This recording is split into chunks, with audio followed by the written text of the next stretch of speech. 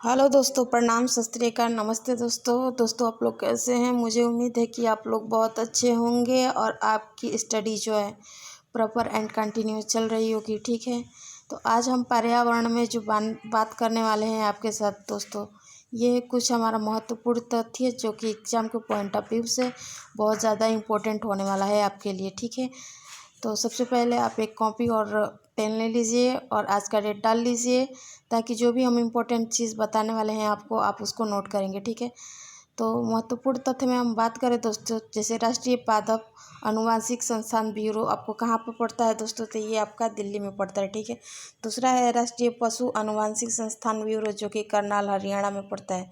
तीसरा बात करें जैसे वाइल्ड लाइफ ऑफ इंडिया जो कि आपका देहरादून में पड़ता है। और चौथा हम बात करने वाले हैं आपसे जैसे national bureau of fish genetic resources, ये आपका कहाँ पे पड़ता है, तो लखनऊ में पड़ता है। ठीक है, लखनऊ में। ठीक है, अब आगे बात करें दोस्तों हम आपसे जैसे world wide fund for nature India, इसके विषय में। ठीक है, तो इसकी स्थापना वर्ष की हम बात करें दोस्तों, तो 27 नवंबर 1969 को किया गया था और इसको चैरिटेबल ट्रस्ट के रूप में जाना जाता है। ठीक है, वर्ल्ड वाइड फंड इसका मातृ संगठन है। क्या है, तो वर्ल्ड वाइड फंड इसका मातृ संगठन है। ठीक है दोस्तों, अब आगे हम बात करने वाले हैं आपसे जैसे भारतीय वन्य जीव बोर्ड, इसके बारे में। तो इसकी स्थापना वर्ष की हम बात करें दोस्तों, तो 1985 में हुआ था और इसके अधीन प्रत्येक राज्य के लिए राज्य वन्य जीव सलाहकार बोर्ड का गठन किया गया। ठीक है, आगे जो हम बात करने वाले हैं आपसे बॉम्बे नेचुरल हिस्ट्री सोसाइटी के बारे में। ठीक है, इसे गैर सरकारी स्वतंत्र भारतीय संस्था भी कहते हैं। इसकी स्थापना वर्ष की बात करें दोस्तों, तो 15 सितंबर 1883 ईस्वी को किया गया था। लोगों ने इसे ग्रेट हॉल बिल कहा, जबकि पत्रिका इसकी थी जर्नल ऑफ नेचुरल हिस्ट्री और अन्य प्रकाशन था जो वो आपका था बुक ऑन इंडियन रेप्टाइल्स। ठीक है, और एक और था हैंड बुक ऑन वर्ड्स। ठीक है, तो ये तरह दो पुस्तकें थी, तो दो इसके प्रकाशन थे। अब आगे जो हम बात करने वाले हैं संगठन स्थापना वर्ष और उसका क्या कार्य क्या था, इसके विषय में हम आपके साथ चर्चा करेंगे। जैसे पहला है राष्ट्रीय प्राकृतिक इतिहास संग्रहालय, जो 1978 में इसकी स्थापना था और इसका कार्य जो था पर्यावरण के क्षेत्र में शिक्षा को बढ़ावा देना था। ठीक है, दूसरा है भारतीय वन जीव संस्थान और इसकी बात करें तो स्थापना वर्ष 1982 में, और इसकी कार्य की बात करें तो ये वन्य जीव के बारे में नीति निर्धारण एवं उसकी सुरक्षा का अध्ययन करना था। ठीक है, आगे बात करें हम दोस्तों आपसे जैसे तीसरा जो है भारतीय वन्य जीव बोर्ड, ये 1985 में इसकी स्थापना वर्ष था और इसका कार्य था जीव संरक्षण की योजनाओं में क्रियान्वयन की निगरानी करना। ठीक है, इस तरह तो तीनों के तीनों इम्पोर्टेंट थे, आप इसको अपने नोटबुक में नोट करेंगे। ठीक है, अब हम आगे बात करें दोस्तों आपसे, अब हम आगे जो बात करने वाले हैं आपके साथ जैव विविधता अभिसमय के बारे में। ठीक है, जिसे इंग्लिश में शॉर्टकट करते हैं CVD।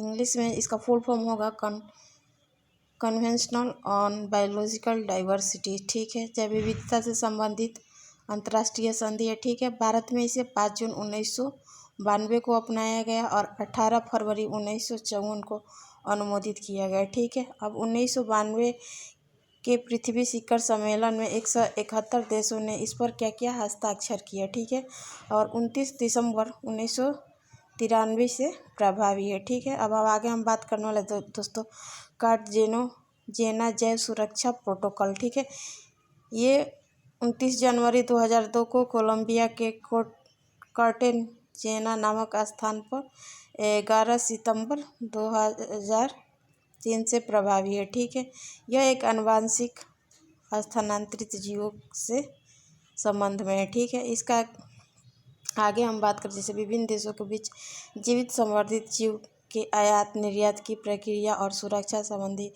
मानक तय करता है। ठीक है, भारत द्वारा इसे हस्ताक्षरित कब किया गया, तो 23 जनवरी 2001 को। इसको पुष्टि कब हुई, तो इसकी पुष्टि की बात करें दोस्तों तो 27 जनवरी 2003 को। आगे बात करें भारत के प्रभावी कब हुआ है, तो 11 सितंबर 2003 को। ठीक है, अब आगे हम बात करने वाले हैं आपसे दोस्तों नगोया सम्मेलन के बारे में। ठीक है, इसकी स्थापना वर्ष जो बात करें 24 अक्टूबर 2010 को किया गया। नगोया जो कि जापान में पड़ता है, इसे 10वां सम्मेलन के अंतर्गत।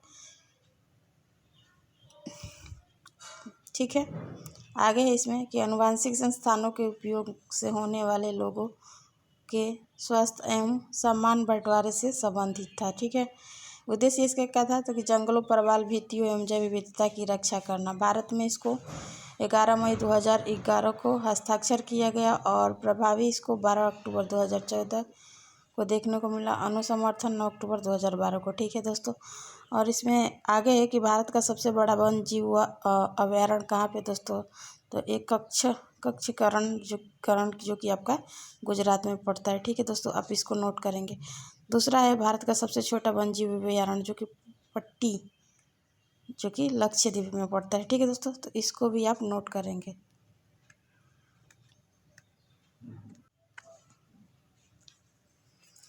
अब हम आगे बात करेंगे जैसे भारत के कुछ प्रमुख पक्षी अभयारण्य इसके बारे में। ठीक है, जैसे ताल छपरा जो है आपका राजस्थान में पड़ता है, वेल्लोर जो है तमिलनाडु में पड़ता है, अत्तापाका जो कि आपका आंध्र प्रदेश में पड़ता है, सलीम अली जो आपका गोवा में पड़ता है, खीजा दिया जो कि आपका गुजरात में पड़ता है, सुल्तानपुर हरियाणा में पड़ता है।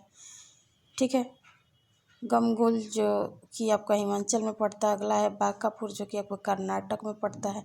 आगे जो है मंगल वनल जो आपकी केरल में पड़ता है। ठीक है, अब भूटान से संरक्षित क्षेत्र उससे बात कर ले थोड़े से, जैसे कि जिमी दोराजी राष्ट्रीय उद्यान, रायल मानस राष्ट्रीय उद्यान और फिवसू वन्यजीव विहार, ये के भूटान के संरक्षित क्षेत्र है। ठीक है, अब नेपाल की संरक्षित क्षेत्र की हम बात कर ले, जैसे चितवन राष्ट्रीय उद्यान है। ठीक है, सागरमाथा राष्ट्रीय उद्यान है। अगला है कप्तान राष्ट्रीय उद्यान है। आगे है लांगटांग राष्ट्रीय उद्यान है। ठीक है, आगे बात करें बर्दिया राष्ट्रीय उद्यान है। आगे बात करें हम आपसे तो है शुक्ला फंटा वन्यजीव विहार है। ठीक है, आगे है सोखी थिम्पू वन्यजीव विहार है। अगला है वक्तपुर बायोस्फीयर रिजर्व है। ठीक है, अब श्रीलंका के थोड़ी सी बात कर लें कि संरक्षित क्षेत्र कौन कौन से हैं, जैसे याला राष्ट्रीय उद्यान है। ठीक है, आगे दूसरा इसमें कुमाऊना राष्ट्रीय उद्यान। ठीक है, आगे है बंदाला राष्ट्रीय उद्यान है। ठीक है, अब आगे हम बात करने वाले हैं दोस्तों कि भारत के समुद्री संरक्षित क्षेत्र जो है वो कौन कौन से। तो पहला जो है कच्छ की खाड़ी जो कि आपका गुजरात में पड़ता है। दूसरा है महात्मा गांधी समुद्री राष्ट्रीय उद्यान जो कि दक्षिणी अंडमान में पड़ता है। आगे है लोहा वारिक अभयारण्य जो कि आपके दक्षिण अभयारण्य पड़ता है। अगला है कैलीमर फ्लाइट जो कि तमिलनाडु में पड़ता है। आगे है कोरिंगा वन्यजीव अभयारण्य जो कि आंध्र प्रदेश में पड़ता है। आगे है कृष्ण वन्यजीव अभयारण्य जो कि आंध्र प्रदेश में पड़ता है। आगे हम बात करें दोस्तों हेलोड अभयारण्य जो कि पश्चिम बंगाल में पड़ता है। अगला की बात करें वो है लोथियन द्वीप जो कि पश्चिम बंगाल में पड़ता है। आगे हम बात करें आपसे दोस्तों कि सजना खाली अभयारण्य कहाँ पड़ता है, तो ये आपके पश्चिम बंगाल में पड़ता है। ठीक है, तो आज की वीडियो यहीं तक दोस्तों। आई होप कि आपको बहुत ज़्यादा पसंद आए तो लाइक शेयर और आप हमारे चैनल को सब्सक्राइब कीजिएगा और कम से कम अपने एक दोस्तों को ये बताइएगा। ठीक है, बहुत मोस्ट और इम्पोर्टेंट क्लास है और जोड़ने का काम कीजिएगा। फिर मिलते हैं नेक्स्ट वीडियो और नेक्स्ट सेक्शन और इसी तरह की इजी पॉइंट के साथ। तो आज के लिए यहीं तक। नमस्ते एंड प्रणाम एंड थैंक यू दोस्तों।